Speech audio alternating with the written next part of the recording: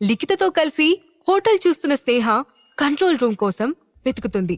అందులో ఉండి CCTV footage చూస్తే యువన్ ఎక్కడ ఉన్నాడో తెలుస్తుందని ఆమె అనుకుంటుంది. మరోవైపు లిఖిత గలగలా మాట్లాడుతూనే ఉంది. కాని ఎంతసేపైనా స్నేహ మాట్లాడకపోవడంతో నడుస్తూ ఆమె వెనక్కి తిరిగి, స్నేహ, నువ్వు బాగానే ఉన్నావా అని అడిగింది. స్నేహ వెంటనే తడబడుతూ, హా, బానే ఉన్నాను. సరే పద, అయితే మనం పైకి వెళ్ళి చూద్దాం అంది లిఖిత. దాంతో స్నేహ ఇక ఏమాత్రం ఆగలేనట్లుగా, లిఖిత, ఈ హోటల్లో కంట్రోల్ రూమ్ ఎక్కడుంటుంది అని అడిగింది. హఠాత్తుగా ఆమె అడిగిన ప్రశ్నకు లిఖిత ఆమె వైపు తిరిగి అనుమానంగా చూస్తూ, దాని గురించి నువ్వెందుకు అడుగుతున్నావు అని అడిగింది. దాంతో స్నేహ తడబడుతూ, ఏం లేదు, ఊరికే అడుగుతున్నాను. హోటల్ మొత్తానికి కంట్రోల్ రూమ్ మెయిన్ పార్ట్ కదా, ఏదైనా ఎమర్జెన్సీ ఉంటే అది చాలా యూస్ఫుల్గా ఉంటుంది కదా, అందుకే ముందు దాని గురించి తెలుసుకుందామని అడిగాను అని అంది. ఆమె చెప్పిన ఆన్సర్ నమ్మిన లిఖిత, నిజమే అంటూ కంట్రోల్ రూమ్ ఏ ఫ్లోర్లో ఉందో, ఎక్కడికి వెళ్లాలో వివరంగా చెప్పింది. స్నేహ వెంటనే, లిఖిత, నేను ఇప్పుడే వాష్రూమ్కి వెళ్ళొస్తాను అని చెప్పి హడావిడిగా అక్కడ్నుంచి వెళ్ళింది.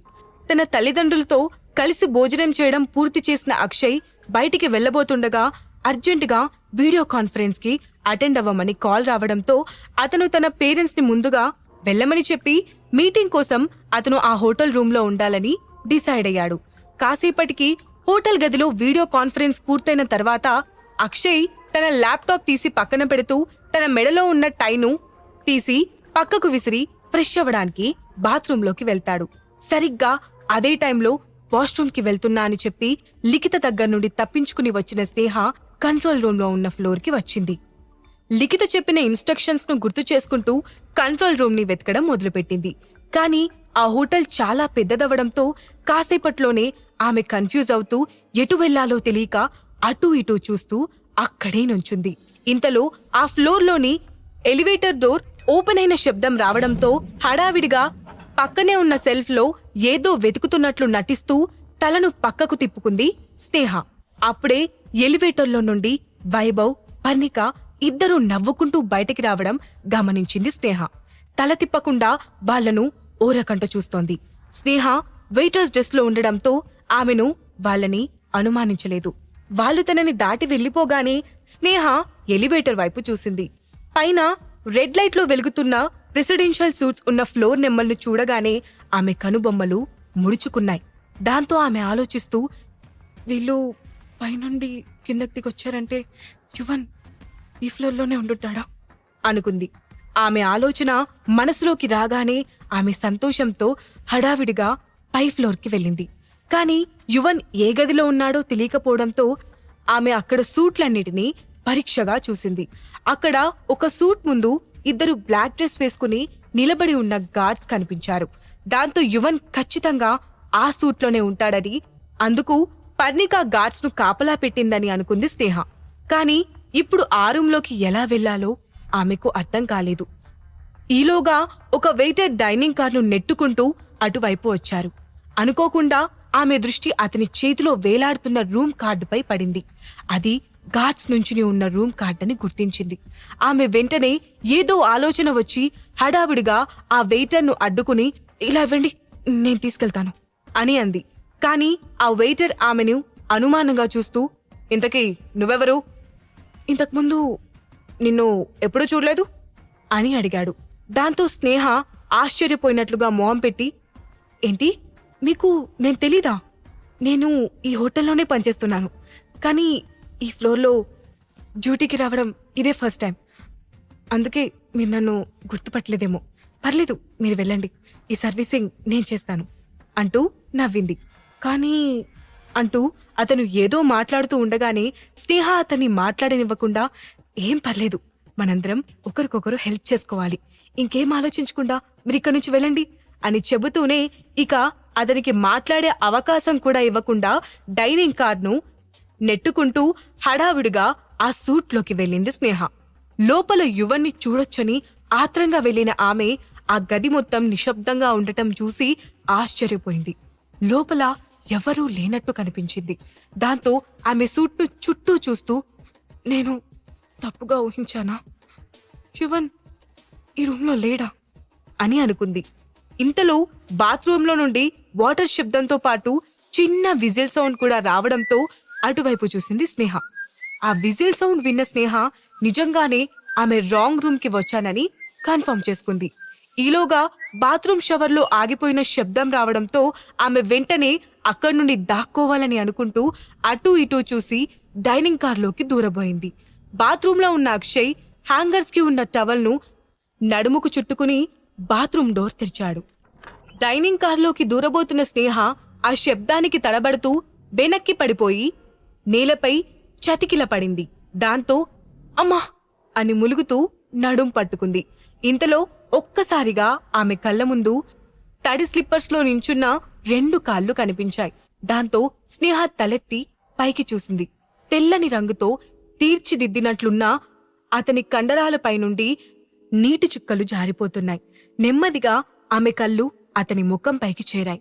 అంతే, ఒక్కసారిగా షాక్ అవుతూ ఆమె నోరు తెరిచింది.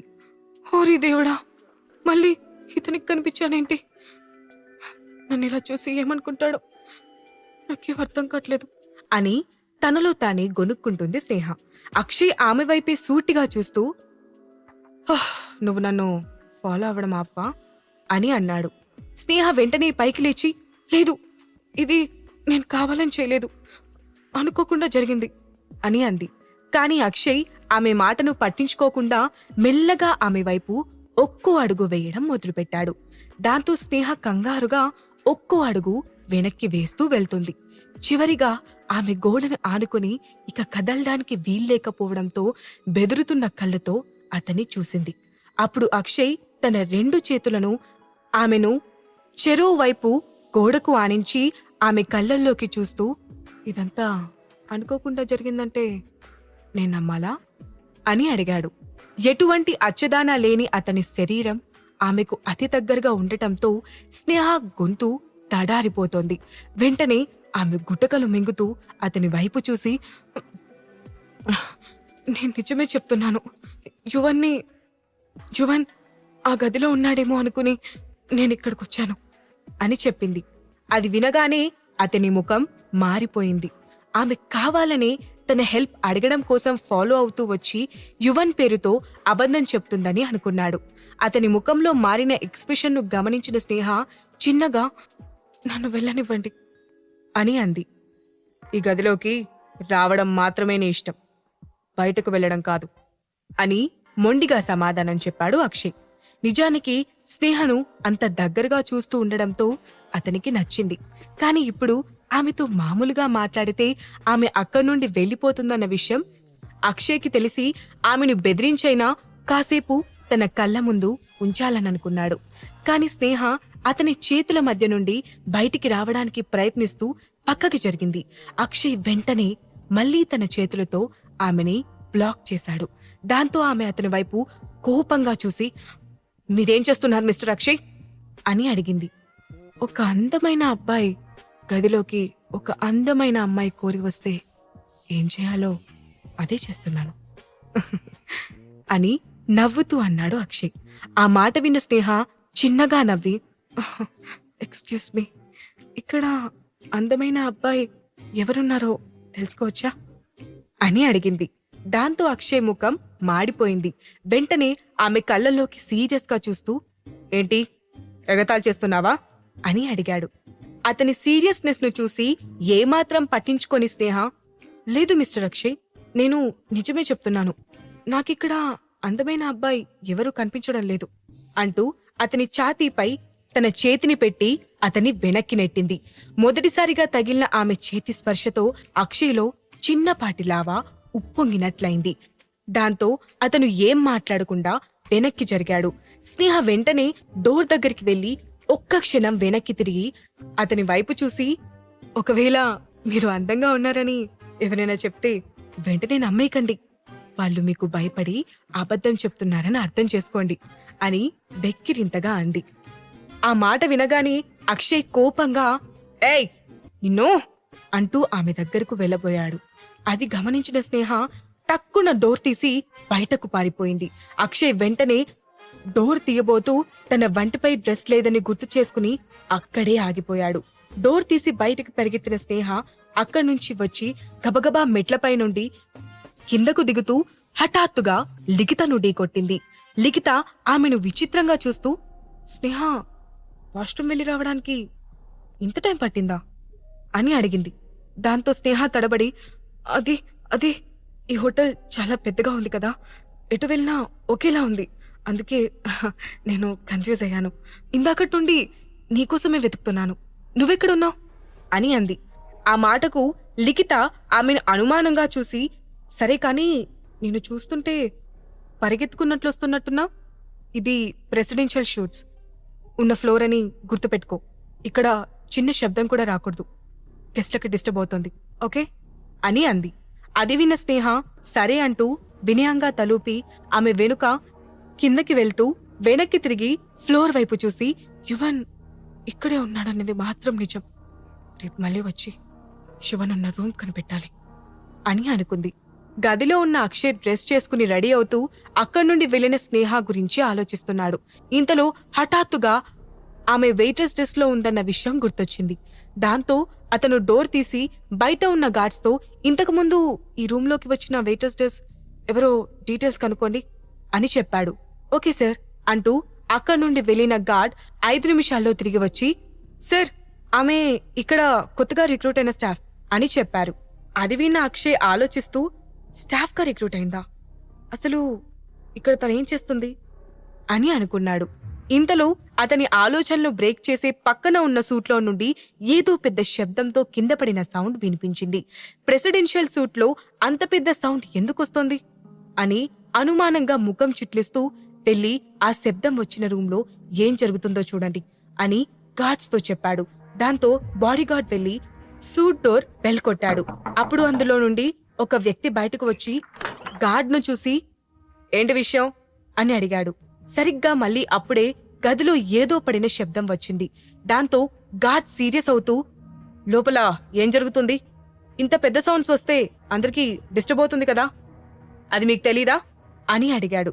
ఆ మాటకు ఆ వ్యక్తి కొంచెం ఇబ్బందిగా నవ్వి, సారీ సార్, లోపల చిన్నపిల్లాడున్నాడు, కొంచెం అలర్ట్ చేస్తున్నాడు, నేను చూసుకుంటాను, ఇక నుంచి సౌండ్స్ రానివ్వను అని చెప్పాడు. అదేదో త్వరగా చూడు అని గార్డ్ అక్కడి నుండి వెళ్ళిపోతుండగా లోపల నుండి, మీరెవరు, నన్ను వదలండి, నేను మా మమ్మీ దగ్గరికి వెళ్ళాలి అంటూ పిల్లాడు అరుస్తున్న శబ్దం బయటకు వచ్చింది. దాంతో గార్డ్ ఆ గదిలో ఉన్న వ్యక్తి వైపు అనుమానంగా చూశాడు. అది గమనించిన అతను, నేను చూసుకుంటాను సార్, ఇంకోసారి మీకు ఇబ్బంది కలగదు ప్లీజ్ అని డోర్ క్లోజ్ చేశాడు. గార్డ్ తిరిగి రూమ్కి వచ్చి, సార్, పక్క రూంలో చిన్నపిల్లాడు వాళ్ళ మమ్మీ దగ్గరికి వెళ్లాలని గొడవ చేస్తున్నాడు అని అక్షయ్తో చెప్పాడు. అది విన్న అక్షయ్ అనుమానంగా చూస్తూ, మమ్మీనా అన్నాడు. అతని మనసులో ఏదో అనుమానం వచ్చినట్లుంది. దాంతో వెంటనే లేచి పక్క సూట్ రూంలో డోర్ కొట్టాడు. ఈసారి లోపల నుండి వచ్చిన వ్యక్తి అక్షయ్ని చూసి చిరాగ్గా ముఖం పెట్టి, మీరెవరు, మీకేం కావాలి అని అడిగాడు. లోపల ఎవరున్నారు, డైరెక్ట్గా పాయింట్కి వచ్చాడు అక్షయ్. ఆ ప్రశ్న వినగానే ఆ వ్యక్తి ముఖం సీరియస్గా పెట్టి, అదంతా మీకెందుకు, ముందు మీరిక్కడి నుంచి వెళ్ళండి అని చెప్పి డోర్ వేయబోయాడు. వెంటనే అక్షయ్ కోపంగా కాలితో ఆ డోర్ పై గట్టిగా తన్నాడు. దాంతో ఒక్కసారిగా డోర్ ఓపెన్ అయింది. డోర్ వెనుక ఉన్న వ్యక్తి ఆ ఫోర్స్ కి దూరంగా వెళ్లి పడ్డాడు. వెంటనే అక్షయ్ వెనుక ఉన్న బాడీగార్డ్స్ ఇద్దరూ గన్స్ ఎయిమ్ చేస్తూ ముందుగా గదిలోకి వచ్చారు. వాళ్ళ వెనకే లోపలికి వచ్చాడు అక్షయ్. వాళ్ళని చూసి కింద పడిన వ్యక్తితో పాటు ఆ గదిలో ఉన్న మరో వ్యక్తి కూడా ముందుకు వచ్చి, ఎవరు మీరు, మీకేం కావాలి అని అడిగాడు. కాని అక్షయ్ ఆ ప్రశ్నకు సమాధానం చెప్పకుండా కళ్ళతోనే ఆ గదిని స్కాన్ చేశాడు. ఆ సూట్లోని బెడ్రూమ్ డోర్ సగం తెరిచి ఉండడంతో అక్షయ్ నేరుగా అటువైపు అడుగులు వేశాడు.